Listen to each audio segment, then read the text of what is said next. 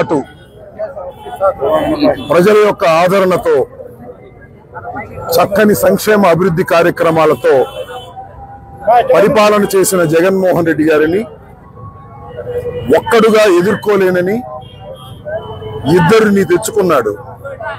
పవన్ కళ్యాణ్ని, బీజేపీని ఇద్దరిని తెచ్చుకుని జగన్మోహన్ రెడ్డి గారిని ఓడిస్తాననుకున్నాడు.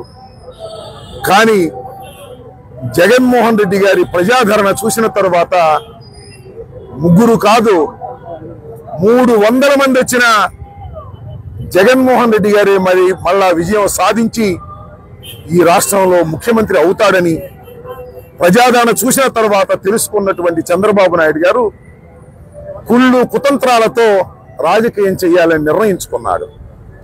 విజయవాడ నడిబొడ్డుకు వెళ్ళిన తర్వాత విజయవాడ తెలుగుదేశం గడ్డ అనుకున్నాడేమో, అక్కడ చంద్రబాబు నాయుడు గారు దౌర్జన్యాలు చేసే ప్రయత్నం చేస్తున్నాడు. నాకు అర్థమవుతున్నది ఏమిటంటే, ప్రజాస్వామ్య పద్ధతుల్లో జగన్మోహన్ రెడ్డి గారిని నేను ఎదుర్కోలేను, నాతో వచ్చిన వాళ్ళు కూడా ఎదుర్కోలేరని తెలుసుకున్న తర్వాత మా ముఖ్యమంత్రిని, మా ప్రజానాయకుడిని, ప్రజల గుండెల్లో ఉన్న జగన్మోహన్ రెడ్డి గారిని హతమార్చాలని ప్రయత్నం చేస్తున్నాడు నారా చంద్రబాబు నాయుడు గారు. ఖబర్దార్ చెప్తున్నా నారా చంద్రబాబు నాయుడు, నిన్ను భూస్థాపితం చేయబోతున్నారు ప్రజాస్వామ్య పద్ధతుల్లో రేపు జరగబోయే ఎన్నికల్లో. ఇదే చివరి ఎన్నిక చంద్రబాబు నాయుడికి, పవన్ కళ్యాణ్కి, లోకేష్ గాని కూడా నేను ఈ సందర్భంగా చెప్తున్నా. ఇలాంటి దుర్మార్గమైనటువంటి ఆలోచన చేసేటటువంటి మనస్తత్వం నీది అని ప్రజలందరికీ తెలుసు. ఆ విజయవాడ నడిబొడ్డులోనే నీకు వ్యతిరేకంగా ఉన్నాడని వంగవీటి మోహన్ రంగారావు గారిని హతమార్చావు. ముద్దగడ పద్మనాభం గారిని హతమార్చడానికి ప్రయత్నం చేశావు రహస్యంగా. ఇన్ని దుర్మార్గాలు చేసిన చంద్రబాబు నాయుడు పాపం పండింది ఈ ఎన్నికల్లో చంద్రబాబు నాయుడు గారు రాజకీయంగా భూస్థాపితం కాబోతున్నాడని ఈ సందర్భంగా నేను మనవి చేస్తూ, ఎన్ని శక్తులు ఎదురైనా జగన్మోహన్ రెడ్డి గారిని ఏమీ చేయలేవు. భగవంతుడు జగన్మోహన్ రెడ్డి గారి పక్షాన ఉన్నాడు.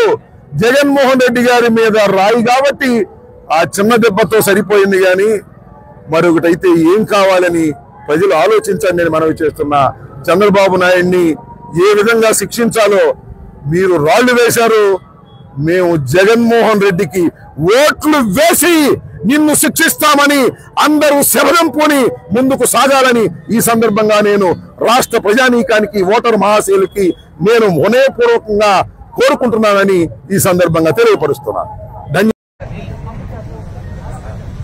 ఈరోజు అంబేద్కర్ గారి జయంతి సందర్భంగా అందరూ సంతోషంగా ఘనంగా నివాళులు అర్పించాలని అనేక కార్యక్రమాల్ని రెడీ చేసుకున్నాం. కానీ నిన్నటి సాయంకాలం మీరు చూశారు, విజయవాడ నడిబొడ్డులో చంద్రబాబు నాయుడు తన పచ్చ రౌడీ మూకలతో జగన్మోహన్ రెడ్డి గారి మీద హత్యాయత్నం చేయటం ఈ రాష్ట్రమే కాదు, దేశంలో ఉన్న అన్ని రాష్ట్రాల్లో వాళ్ళు కూడా షాక్ కి గురయ్యారు. అంటే ప్రజల అభిమానం పొందడానికి ప్రజలకు చేసిన మంచి చెప్పుకోవాలి, లేదా ఏం మంచి చేయబోతున్నామో చెప్పుకొని వారి యొక్క ఆశీర్వాదాలు తీసుకోవాలి. గాని ప్రజలు అభిమానించే నాయకుడిని లేకుండా చేసి తాను అధికారంలోకి రావాలన్న కుట్ర కుతంత్ర రాజకీయం చంద్రబాబు నాయుడు చేయడం దురదృష్టకరం. గతంలో కూడా పాదయాత్రలో జగనన్న మీద ఏ విధంగా కత్తితో దాడి చేశారో మనం అందరం కూడా కళ్ళారా చూసాం. మళ్లీ ఈ రోజు కరెంటు ఆపి ఏ విధంగా ఆయనని టార్గెట్ చేశారో కూడా కళ్ళారా చూసాం. ఈ రాష్ట్రంలో ఉన్న ప్రతి పేదవాడు ఈ రోజు ఏడుస్తున్నాడు. తమ కోసం ఇన్ని అవమానాలు, ఇన్ని కష్టాలు భరిస్తున్న జగన్మోహన్ రెడ్డి గారిని ఈ విధంగా వీళ్ళు టార్గెట్ చేసి ఆయన క్యారెక్టర్ గురించి బ్యాడ్ గా చెప్పడం, ఆయన చేస్తున్న పరిపాలనని తప్పుగా ప్రజల్లోకి తీసుకుని వెళ్లాలన్న ప్రయత్నం చేయటం. ఈ రోజు సిద్ధం సభలు గాని, మేమంతా సిద్ధం బస్సు యాత్రలో మండు టండల్లో కూడా వెన్నెల్లో లాగా ప్రజలు సంతోషంగా నిలబడి ఈ రోజు ఆయన ఆహ్వానిస్తుంటే కడుపు మంటతో ఆయన మీద హత్యాయత్నం చేయించడం ఈ రాష్ట్రంలో ఉన్న ఎవరూ కూడా మర్చిపోరని కూడా తెలుగుదేశం పార్టీ వాళ్ళకి హెచ్చరిస్తున్నాం. ఈ రోజు మీకు చెప్తున్నాం, ప్రజలు అభిమానించే, ప్రేమించే జగనన్న రక్తం మీరు కళ్ళ చూశారు. ఖచ్చితంగా 2024 మే 13 జరిగే ఎన్నికల్లో తెలుగుదేశం జనసేన పార్టీల రక్తాన్ని కళ్ళ చూసే విధంగా ప్రజలు వాళ్ళకి ఓట్లతో బుద్ధి చెప్పి ఆ పార్టీని ఈ రాష్ట్రం నుంచి తరిమి కొడతాయని కూడా వాళ్ళకి తెలియజేస్తూ ప్రజల్లోకి జగనన్న అభిమానులంతా వెళ్లి చంద్రబాబు నాయుడు చేస్తున్న కుటిల రాజకీయాలు వెన్నుపోటు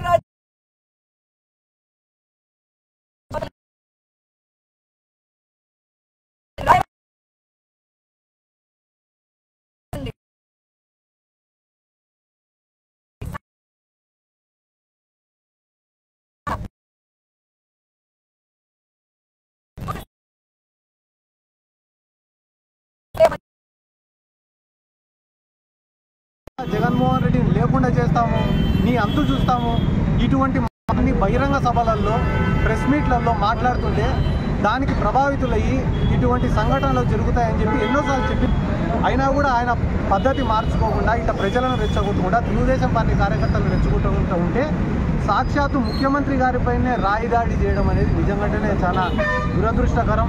ఒకవేళ నిజంగానే ఇటువంటి సంఘటనలు చేసి రాజకీయంగా లబ్ధి పొందాలని అనుకుంటే గాన అధికార పార్టీలో ఉన్న మేము చేయాలనుకుంటే ఎంతసేపు అని, కానీ ప్రజలకు మంచి చేయాలి, ప్రజలకు మంచి చేస్తే ప్రజలకు ఓట్లే ప్రజలే మాకు ఆశీర్వదిస్తారనే అభిప్రాయంతో మేముంటే ఏ సంఘటనైనా కూడా రాజకీయం చేయాలా, ఆ రాజకీయం చేసి లబ్ధి పొందాలా అని ఆలోచిస్తుండేది చంద్రబాబు నాయుడు గారు. కాబట్టి చంద్రబాబు నాయుడు గారికి కానీ ప్రతిపక్షాలకు కానీ ఒక హెచ్చరిక ఏమిరా అంటే, మీ పద్ధతులు కానీ మార్చుకోకపోతే ఒక 28 రోజులలో ఎన్నికలు జరగబోతున్నాయి. జగన్మోహన్ రెడ్డి గారికి ఇక్కడ పులివెందుల నుంచి ఇచ్చాపురం వరకు కూడా ఎక్కడ ఏ కార్యక్రమం చేసినా కూడా బ్రహ్మాండమైన స్పందన వస్తుంది. 4 సిద్ధం సభలు చేస్తే 4కి 4 సిద్ధం, బస్సు యాత్ర సక్సెస్ అయినాయి. మళ్ళీ ఈరోజు బస్సు యాత్ర చేస్తే గాన పులివెందుల కంటే ఎక్కువ పల్నాడు జిల్లాలో, గుంటూరు జిల్లాలో, విజయవాడలో ఇంకా ఎక్కువ రెస్పాన్స్ వస్తుంది. రోజు రోజుకి వైఎస్ఆర్ కాంగ్రెస్ పార్టీ గ్రాఫ్ పెరుగుతుంది. ఈ విషయం చంద్రబాబు నాయుడు కూడా తెలుసు కాబట్టి ఏదో ఒకటి చేయాలా, భయపియాలా, కార్యకర్తలలో ఒక భయాన్ని క్రియేట్ చేయాలా, వైఎస్ఆర్ కాంగ్రెస్ పార్టీలో ఒక భయాన్ని క్రియేట్ చేయాలనే ఉద్దేశంతో ఇటువంటి పనులు చేయడం నిజంగానే ఒక చేతగాని రాజకీయ నాయకులు చేసే పని అని చెప్పి ఈ సందర్భంగా నేను తెలియజేసుకుంటూ, ఖచ్చితంగా ఈ దాడికి పాల్పడిన వాళ్ళు ఎవరో కనుక్కోవాలా, వాళ్ళని కఠినంగా శిక్షించాలా. ఎందుకంటే కానీ ఇటువంటి ఇన్సిడెంట్లు జరగడం వల్ల ప్రతి నియోజకవర్గాలలో కూడా గొడవలు జరిగేటటువంటి ఆస్కారం ఉంది. కాబట్టి వెంటనే పోలీస్ డిపార్ట్మెంట్ వాళ్ళు తగిన చర్యలు తీసుకోవాలని చెప్పి కూడా ఈ సందర్భంగా నేను అందరికీ నమస్కారం. ఈరోజు గౌరవ ముఖ్యమంత్రి జగన్మోహన్ రెడ్డి గారి విజయవాడ రోడ్ షోలో ఆయన మీద రాళ్ళు రువ్వి ఆయనకి గాయాలపాలు చేసినటువంటి ఘటన మనందరం కూడా చూసాం. ఈ ఘటనని తీవ్రంగా వైఎస్ఆర్ కాంగ్రెస్ పార్టీ నాయకత్వం, రాష్ట్ర వ్యాప్తంగా ఉన్నటువంటి వైఎస్ఆర్ కాంగ్రెస్ పార్టీ కార్యకర్తలు, అభిమానులు, ప్రపంచవ్యాప్తంగా ఉన్నటువంటి జగన్మోహన్ రెడ్డి గారి అభిమానులు అందరం కూడా తీవ్రంగా ఖండిస్తూ, చంద్రబాబు నాయుడు ఇప్పటికన్నా ఇటువంటి పాతకాలపు రాజకీయాలు, ఫ్యాక్షన్ రాజకీయాలు, ఇటువంటి దాడులు చేస్తే జగన్మోహన్ రెడ్డి గారు భయపడతారు, వైఎస్ఆర్ కాంగ్రెస్ పార్టీ నాయకత్వం భయపడుతుందని చెప్పి అనుకుంటే వారి అమాయకత్వం. గతంలో ఇదే విజయవాడ ప్రాంతంలో వంగవీటి మోహనరంగ చావుకి, ఆయన మరణానికి, ఆయన హత్యకి కారకులైనటువంటి ఇదే తెలుగుదేశం పార్టీ ఇప్పుడు మళ్ళీ తిరిగి జగన్మోహన్ రెడ్డి గారిని మీద దాడి చేస్తే జగన్మోహన్ రెడ్డి గారు వెనకడుగేస్తారు, లేదా ఆయన రోడ్ షోలు మానుకుంటాడు, ఆయన సమావేశాలు మానుకుంటాడు అనుకుంటే అమాయకత్వం.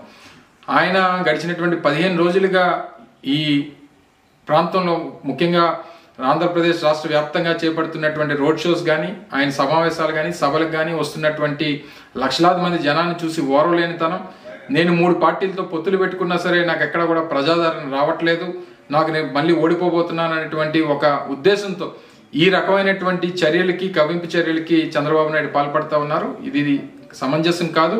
ప్రజలు, ప్రజాస్వామ్యం అన్నిటికంటే గొప్పది. డెఫినెట్గా రేపు రానటువంటి కాలంలో, రేపు మే 13వ తారీఖున జరగబోయేటువంటి ఎన్నికల్లో మళ్ళీ 2019 ఫలితాలనే ప్రజలు రిపీట్ చేస్తారు. జూన్ 4వ తారీఖు తర్వాత ఈ రాష్ట్రంలో మళ్ళీ తెలుగుదేశం పార్టీ అనేటువంటిది లేకుండా చేసేటువంటి బాధ్యత కూడా ఈ రాష్ట్ర ప్రజలు చేస్తారు. జగన్మోహన్ రెడ్డి గారి మీద జరిగినటువంటి ఈ దాడి, ఈ ఘటన తీవ్ర దిగ్భ్రాంతికి రాష్ట్ర ప్రజలందరికీ కూడా లోనైనటువంటి విధంగా చేసింది. దీనికి నేను వైఎస్ఆర్ కాంగ్రెస్ పార్టీ నాయకుల్ని, కార్యకర్తలని అందరినీ కూడా కోరుతా ఉన్నా, సంయమనం పాటించండి. డెఫినెట్గా చట్టం తన పని తాను చేసుకుంటూ వెళ్తుంది. డెఫినెట్గా దీని కారకులైనటువంటి ప్రతి ఒక్కరిని శిక్షించేటువంటి బాధ్యత తీసుకుంటాం. రానటువంటి కాలంలో తెలుగుదేశం పార్టీ ఇటువంటి చర్యలు మానుకుంటే మంచిది. ఎందుకంటే ఆయన కూడా రోడ్ల మీద తిరుగుతున్నాడు, చంద్రబాబు నాయుడు గారు కూడా రోడ్ల మీద తిరుగుతున్నాడు. వైఎస్ఆర్ కాంగ్రెస్ పార్టీ నాయకులు కానీ, కార్యకర్తలు కానీ, అభిమానులు కానీ ఏదన్నా మేము కూడా చేయాలనుకుంటే ఒక క్షణం కూడా ఆలోచించాం. కానీ ప్రజాస్వామ్యాన్ని అన్నిటికంటే గొప్పదని చెప్పి భావించేటువంటి వైఎస్ఆర్ కాంగ్రెస్ పార్టీ నాయకులు కార్యకర్తలు డెఫినెట్ గా సంయమనం పాటిస్తారు. ఈ ఘటనని తీవ్రంగా ఖండిస్తూ రేపు రానటువంటి కాలంలో జగన్మోహన్ రెడ్డి గారి తాలూకా నాయకత్వాన్ని ఆశీర్వదించమని ప్రజలందరూ కూడా కోరుకుంటూ ఆయన తాలూకా సిద్ధం సభలు కానీ రోడ్ షోలు కానీ ఈ రకంగానే కొనసాగుతాయి. పెద్ద ఎత్తున ఇంకా లక్షలాది మంది ప్రజలు వస్తారు.